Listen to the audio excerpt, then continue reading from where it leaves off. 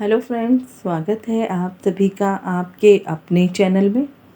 Corona काल के बाद से ही देश दुनिया की इकोनॉमी बुरी तरह से प्रभावित हुई है।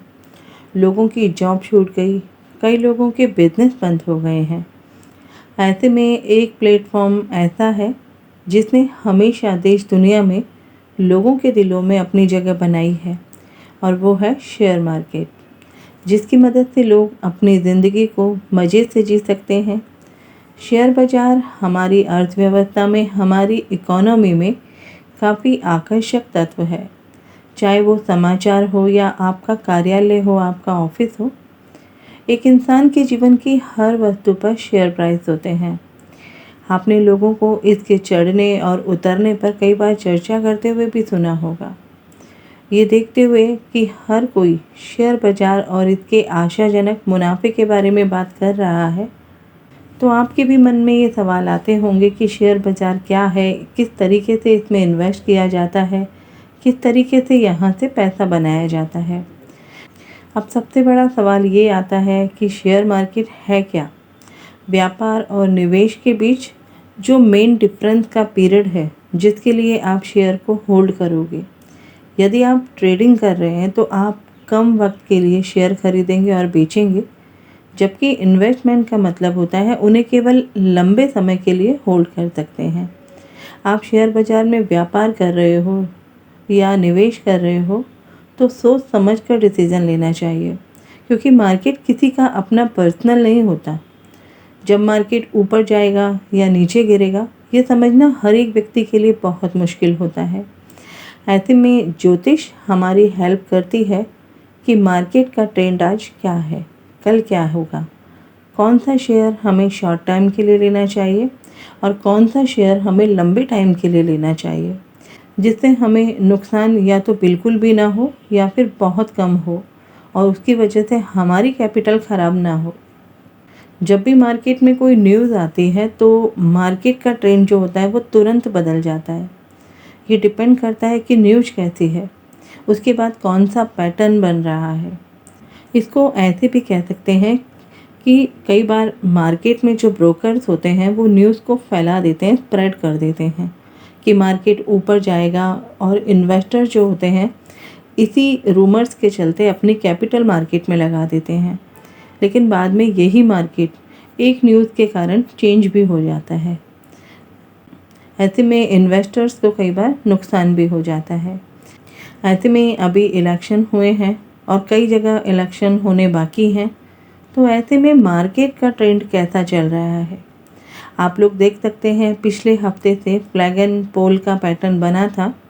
आज यानी ट्यूसडे को 21 मई को निफ्टी 22,529.05 पर बंद हुआ है। ऐसे में ये कयास लगाए जा रहे हैं कि इलेक्शन के रिज़ल्ट के बाद मार्केट का ट्रेंड क्या होगा, ऊपर जाएगा या नीचे जाएगा। तो आज इस वीडियो में हम ज्योतिष के माध्यम से ये समझेंगे कि 4 जून को जब इलेक्शन का रिज़ल्ट आएगा तो मार्केट किस तरफ जाएगा, बुलिश होगा या बेयरिश होगा।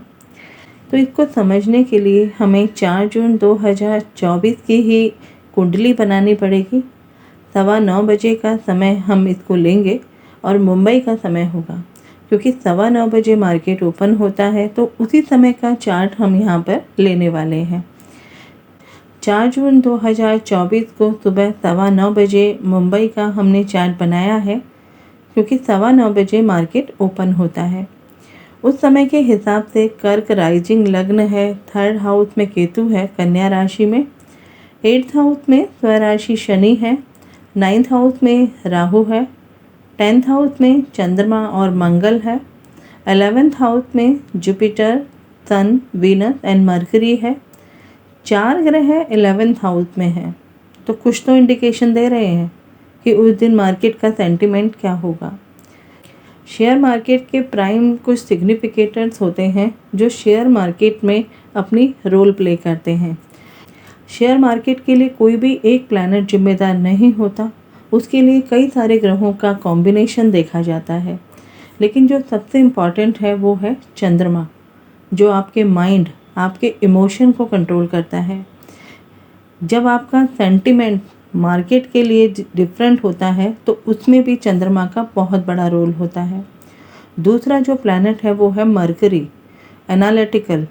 जो मार्केट का एक इम्पॉर्टेंट पार्ट होता है वो मरकरी से देखा जाता है।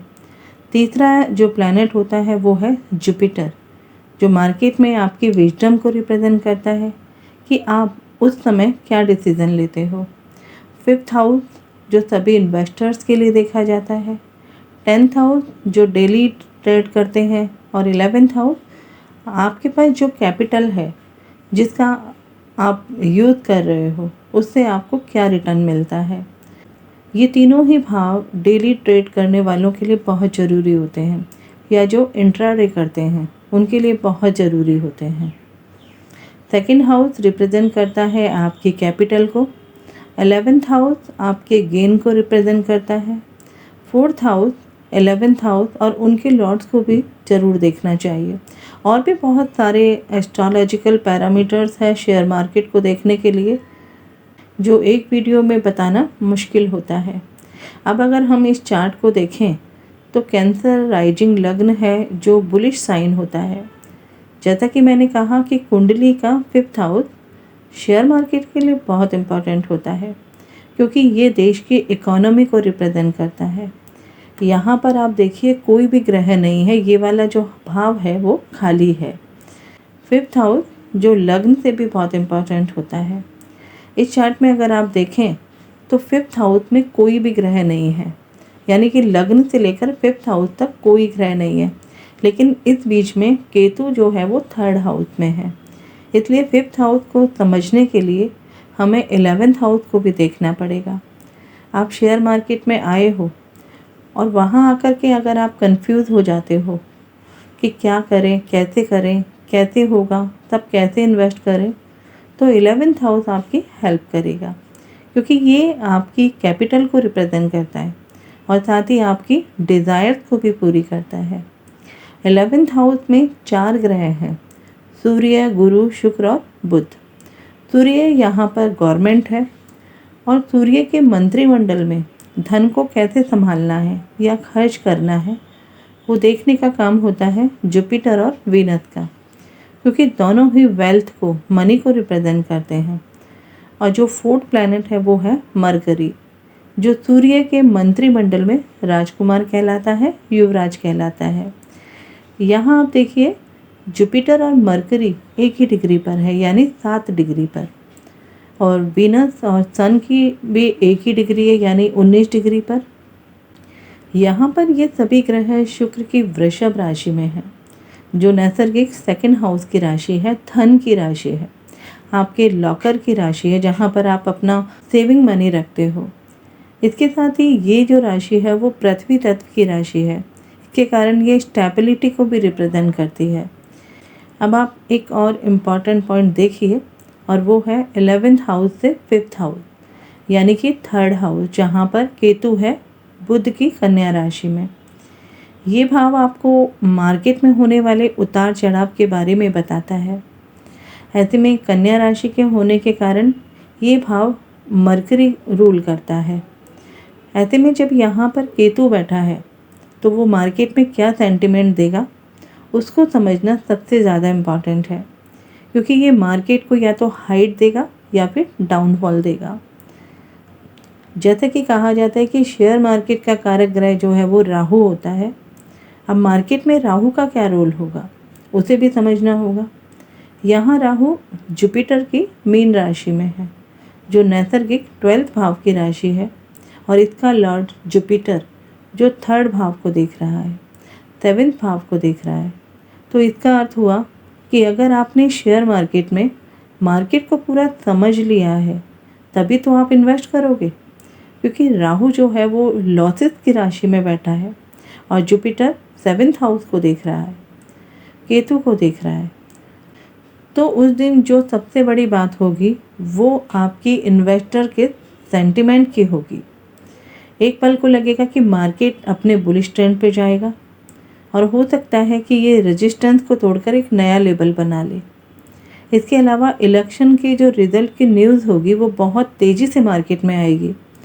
कुछ न्यूज़ ऐसी होती है जो बिल्कुल अपोजिट होती है, होना कुछ और होता है और हो कुछ और जाता है, और यहीं पर इन्वेस्टर्स को ट्रैप किया जाता है और वो फंस जाते हैं और उन्हें लॉस हो जाता है। इसलिए मार्केट में इन्वेस्ट करने से पहले हर इन्वेस्टर को अपने पार्टनर को देखना भी ज़रूरी होता है, क्योंकि अगर आपका अपोजिशन नहीं होगा या आपके अगेंस्ट कोई नहीं होगा तो आप शेयर ना तो सेल कर पाओगे और ना ही बाय कर पाओगे। इसलिए 7th हाउस और 7th लॉर्ड को देखना भी बहुत ज़रूरी होता है, क्योंकि 7th हाउस और 7th लॉर्ड आपके लग्न से बिल्कुल अपोजिट होता है 180 डिग्री पर। अब यहाँ अगर हम देखें तो 7th हाउस का लॉर्ड बनता है शनि, जो अपने से 2nd हाउस में, यानी जिससे आप अपने शेयर के सेल या बाय करोगे वो तो खुद की ही राशि में है। यानी आपका जो पार्टनर है, यहाँ आपका पार्टनर बनते हैं शनि। तो शनि जो है वो अपनी ही राशि में है, यानी कि खुद गेन के साथ बैठे हुए हैं, अपने प्रॉफिट के साथ बैठे हुए हैं। कहने का मतलब है शनि आपका जो पार्टनर है वो अपने खुद के प्रॉफिट के साथ ऑलरेडी बैठा हुआ है, तो वो क्यों आपका शेयर खरीदेगा या बेचेगा। तो ऐसे में वो शांत होकर बैठ जाएगा, यानी शनि अपने कारकत्वों के साथ स्लो रहेगा, उसे कुछ करने की ज़रूरत ही नहीं है, तो वो थोड़ा सा वेट करेगा अपने शेयर्स के लिए। तो उस समय मार्केट की जो रफ्तार होगी वो स्लो डाउन होगी। ऐसे में होगा क्या, जो भी इन्वेस्टर्स न्यूज़ के अकॉर्डिंग इन्वेस्ट करेंगे उनको लगेगा मार्केट भी अप ट्रेंड में जाने वाला है, तो उनको आज बहुत प्रॉफिट होने वाला है। ऐसा क्यों होगा, क्योंकि ये शनि लग्नेश चंद्रमा को भी आस्पेक्ट दे रहा है, यानी आपकी मेंटालिटी, आपकी साइकोलॉजी चेंज कर देगा। और शेयर मार्केट में आपके सेंटिमेंट बहुत मैटर करते हैं। अगर आपने मार्केट का ट्रेंड नहीं समझा है तो आपको लॉस हो सकता है। इसका एक और कारण है, 7th हाउस में मकर राशि है और इसके लॉर्ड शनि अपनी ही कुंभ राशि में है, और ये दोनों ही जो राशियां हैं वो वेयरिश साइन को इंडिकेट करती हैं। जब भी इन राशियों पर कोई ग्रह आता है, बेनिफिक हो या मेलेफिक हो, तब ये मार्केट के डाउन ट्रेंड को दिखाते हैं। आप देख सकते हो यहाँ पर शनि कुंभ राशि में है, यहाँ पर ये शनि दशम भाव में चंद्रमा यानी लग्नेश के साथ साथ स्वराशि के मंगल को भी देख रहा है, जो 10th हाउस में दिग्बली है। तो एक टाइम पर लगेगा कि मार्केट बुलिश ट्रेंड दिखाएगा, लेकिन ये मंगल स्ट्रांग होने के कारण इन्वेस्टर में पैनिक सिचुएशन को बनाएगा, जिससे उन पर सेलिंग प्रेशर बढ़ जाएगा और मार्केट जो है वो डाउन चला जाएगा।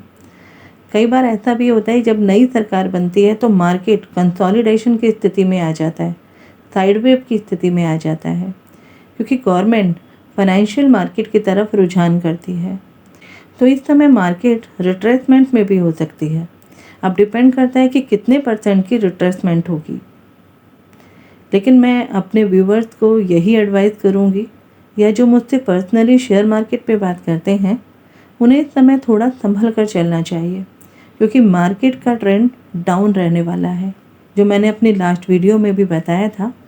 क्योंकि अगर रिट्रेसमेंट के बाद मार्केट अप ट्रेंड करता भी है तो उसको रिकवर करने में बहुत समय लग सकता है, जिसमें आपको लॉस भी हो सकता है। इस समय के चार्ट में अगर आप दशा देखें तो वो भी वीनस, राहु और शनि की ही है, जो स्लो डाउन या फिर डाउन ट्रेंड को भी शो करते हैं। एक समय पे लगेगा कि मार्केट अपने बूम पर है, जितना प्रॉफिट कर सकते हैं हमें कर लेना चाहिए, और इसी इंतज़ार में लोग मार्केट में बैठे रहते हैं। और इमीडिएट शनि के प्रति अंतर्दशा है तो हो सकता है कि मार्केट जो है वो नीचे भी जाएगा। हमने अभी शनि की भी बात की थी कि शनि जो है वो मकर राशि का होकर के कुंभ राशि में बैठा है, जो दोनों ही जो साइन है वो बेयरिश ट्रेंड को इंडिकेट करती हैं। ऐसे में शनि की प्रत्यंतर दशा होने के कारण मार्केट ऊपर जाता जाता सडन नीचे भी जाएगा। तो आप लोगों को अगर इन्वेस्ट करना है तो बहुत सोच समझ कर इन्वेस्ट करिए और अपने कैपिटल को बचा करके रखिए। आशा करती हूँ ज्योतिष के दृष्टिकोण से आपको ये वीडियो ज़रूर पसंद आया होगा, तो इसे लाइक करें, शेयर करें और चैनल को सब्सक्राइब ज़रूर कर लें। मिलते हैं ज्योतिष के एक और इंटरेस्टिंग टॉपिक के साथ।